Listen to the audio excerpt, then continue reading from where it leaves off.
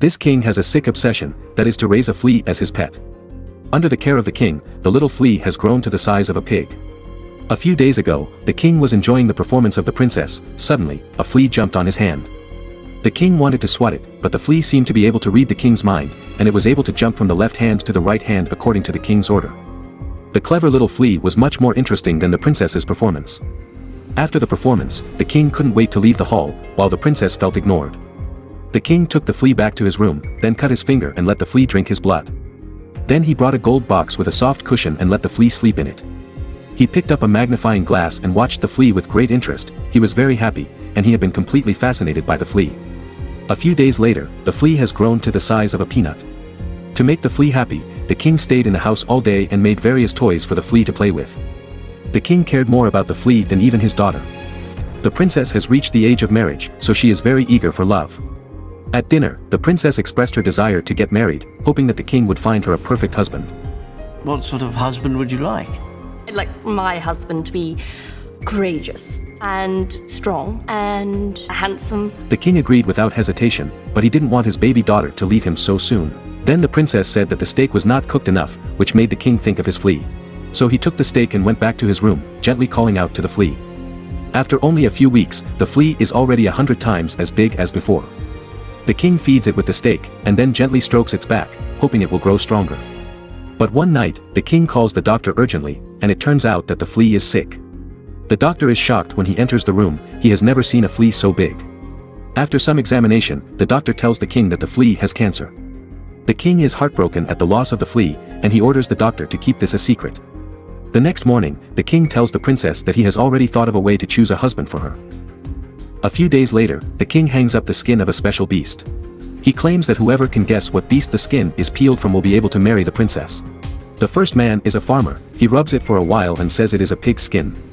The second man is a businessman. He observes it very carefully, and he says it is tree bark. They are all wrong, which makes the king very pleased, because he simply does not want his daughter to leave him. And the princess is relieved, since none of these men is her type. Just then, a handsome knight walks in. The princess falls in love with him at first sight.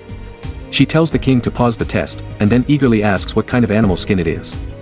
The king proudly tells the princess the answer. The princess is desperate after hearing it. It turns out to be the skin of that flea. There is no way anyone could have guessed it. Not surprisingly, the knight also gives a wrong answer. He thinks it's a giant manatee. Suddenly, an ugly-looking ogre tries to participate in the test. To show his fairness, the king waves for ogre to come in. He doesn't believe this ogre can give the correct answer. The ogre comes near to the skin, smells it carefully, then immediately gives the right answer.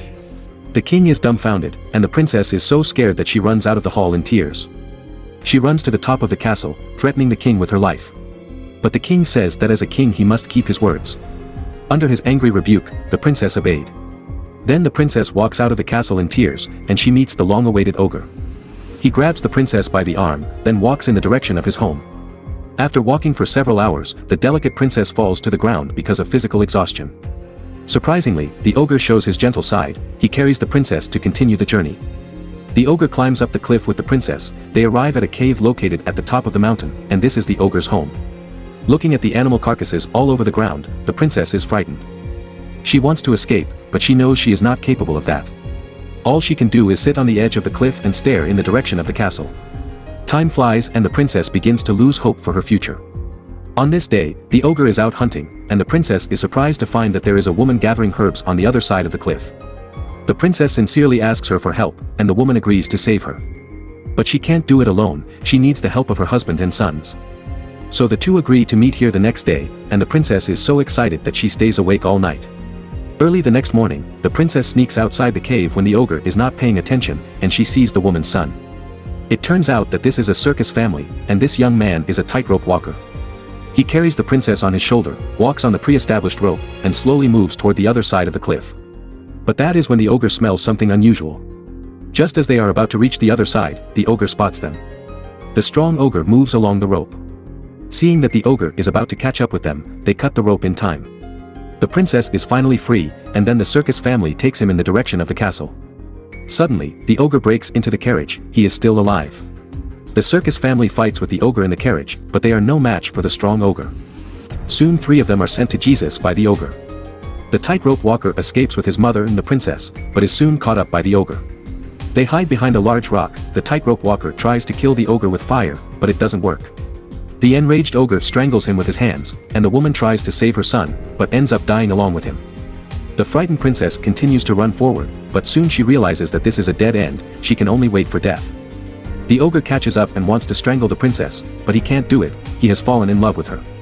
So the princess pretends to submit to him. However, just when ogre is about to carry her back to the cave.